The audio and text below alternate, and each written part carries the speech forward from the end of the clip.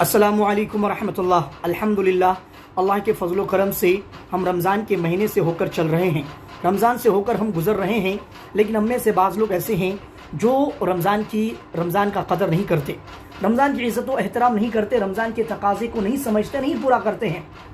रमज़ान के तकाज़ों में से एक तकाज़ा ये है, रमज़ान के अंदर जहाँ हम बहुत ही ज़्यादा इबादत व ज़िक्र व अज़कार तिलावत वगैरह का अहतमाम करते हैं, वहीं पे बंदों के हक़ का भी हमें ख्याल रखना है, हुकूकुल इबाद को भी हमें देखना है। क्योंकि अल्लाह तबारक व तआला के नज़दीक दो गुनाह सबसे ज़्यादा ख़तरनाक है, एक है शिर्क और दूसरा है हुकूकुल इबाद, बंदों का हक़।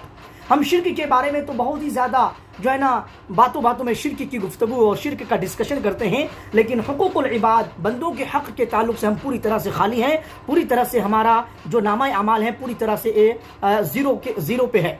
तो इसलिए चाहिए कि हम हुकूक बंदों के हुकूक का भी ख्याल रखें।